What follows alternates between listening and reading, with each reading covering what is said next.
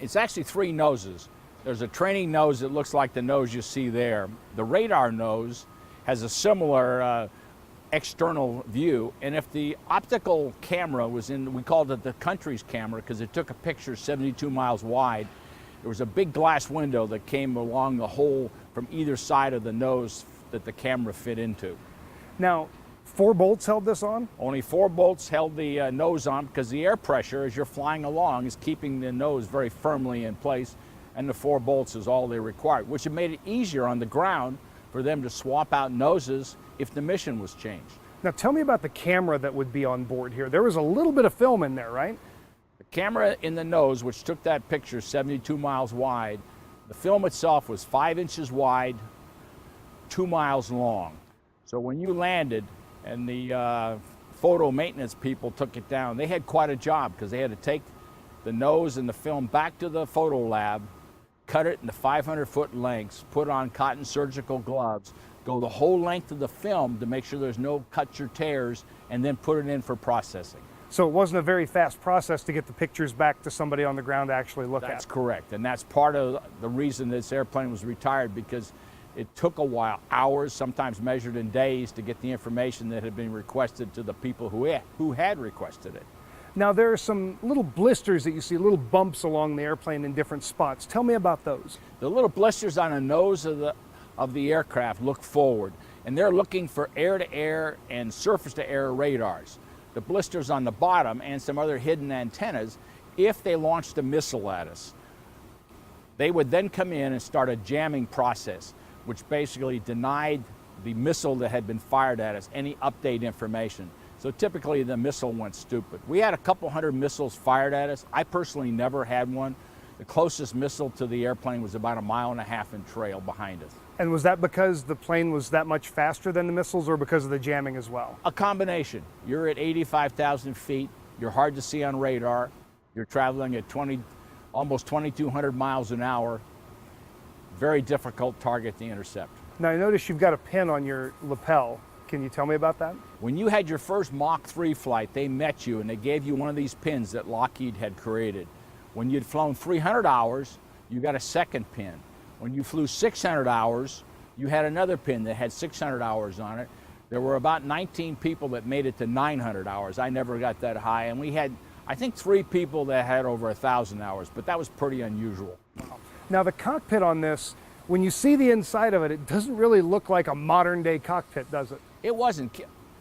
It was basically a late 50s, like an F-4 cockpit or fighters of that time.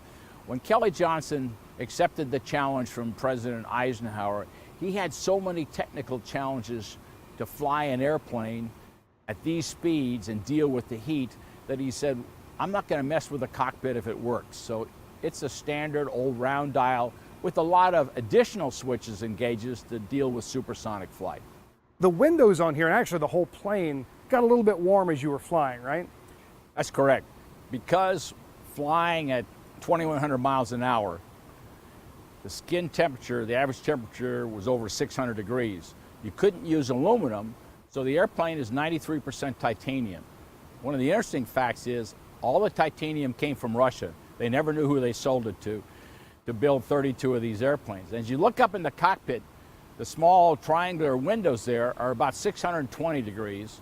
My side windows are about 580, and it's about 1.5 inches quartz glass, much like your oven glass at home.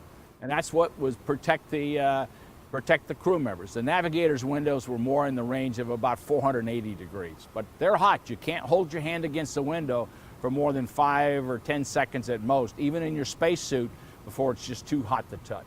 Wow. Now, when this plane took off, it almost immediately had to have a refueling scheduled, right?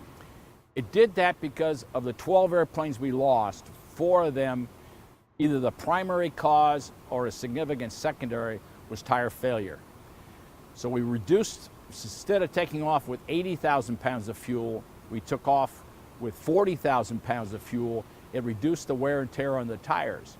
And the second thing, right after liftoff, had we lost an engine, there wasn't enough airflow across the airplane to keep it right. It would roll over on itself and crash, much like the Concorde did at Charles de Gaulle. So to get through that dead zone quicker, we took off with half a fuel load. So how many times would you have to refuel on a normal mission? Normal mission was 2.5 to 4.5 hours, and that'd be 1 or 2 refuelings. My longest was 10 hours and 20 minutes, and that was 5 refuelings. When these airplanes during the Arab-Israeli War flew from the East Coast into the Middle East and back for the president, it was anywhere from 5 to 6 refuelings. Every 2 hours, you had to come down and either refuel at 25,000 feet or you had to come into land. Now, there's a little Star Wars connection here. Can you tell me about that?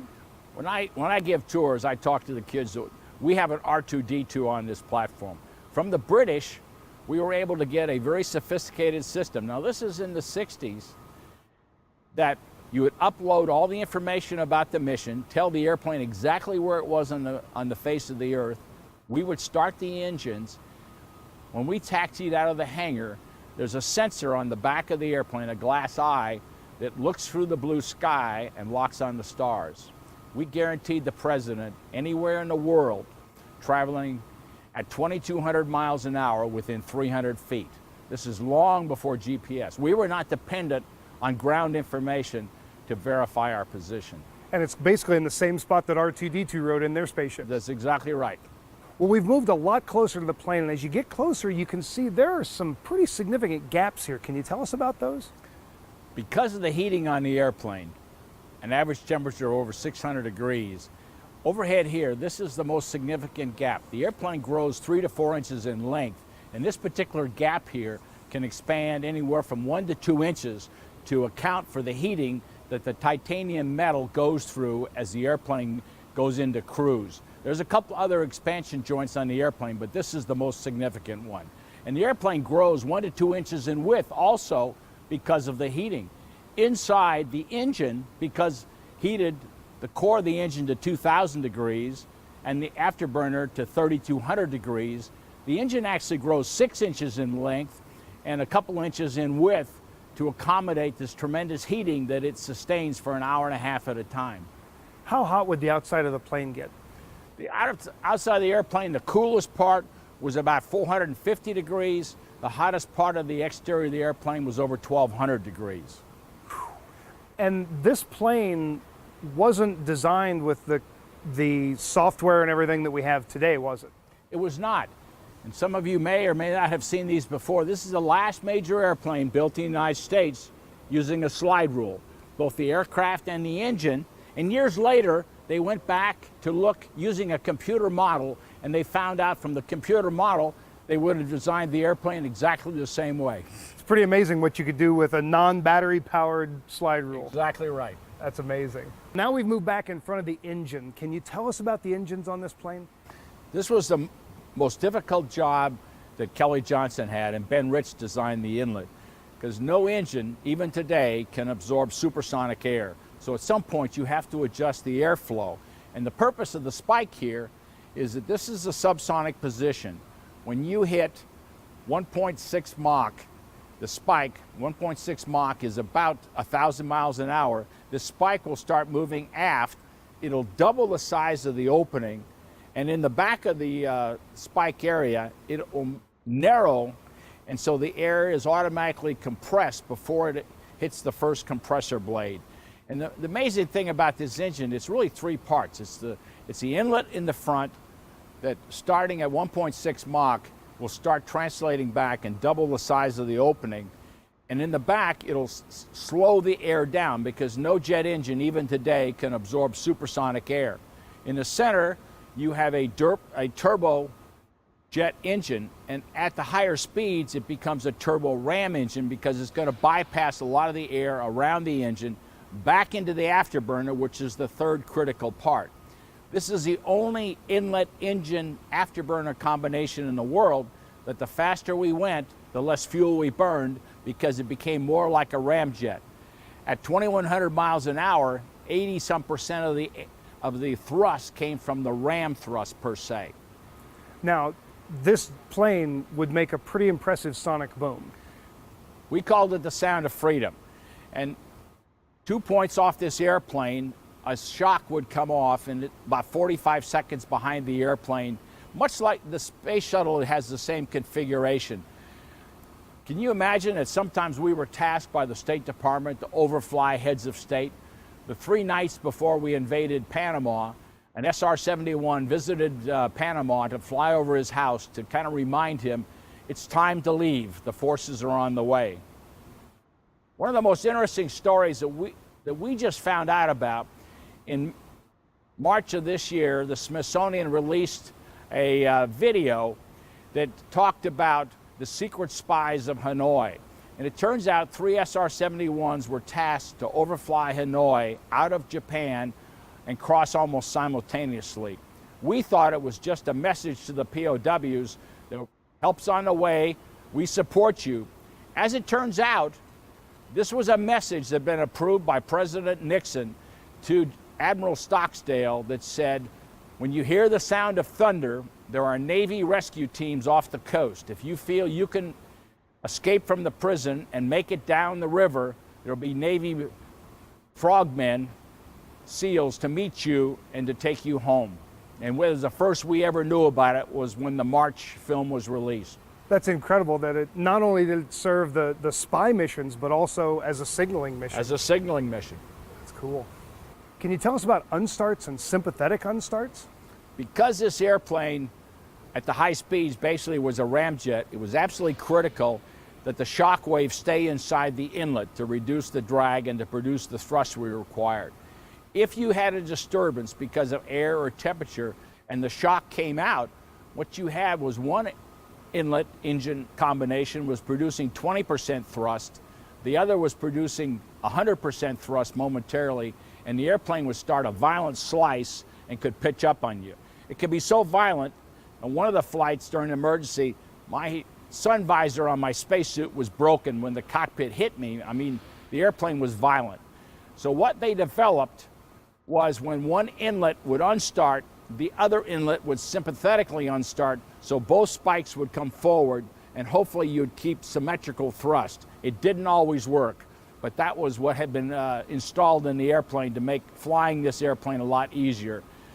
During my time flying the airplane over 5+ years, I had over 100 unstarts. It was not a particularly, it was a very dramatic event, and you had your full attention to keep the airplane flying straight ahead. Incredible. You can see that we've moved underneath the Blackbird and we're looking at the tires, but these aren't just ordinary tires, are they? They are not. They're 22 ply and they're filled with nitrogen to 415 pounds per square inch.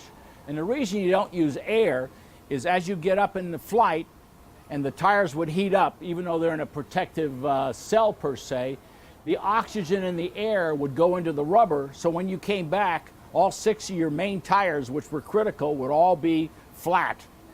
We lost 12 of the SR-71s in accidents. 4 of them were because of tire failure, was a major, either the primary cause or a major contributor. And these are brand new tires you see here. There's no tread on them. They have little dimples. And tires like this would be good for about 15 landings, and then you'd have to replace them. Now, how fast were you going when you took off? When you took off, you lifted off doing about 240 miles an hour. So these tires were approaching their stress limit at that point. When you landed, you touched down typically doing about 175 to 180 miles an hour. Now, you flew this plane that we're underneath, didn't you? I did. I had over 10 missions in this airplane. I have over 65 hours. It was one of my favorite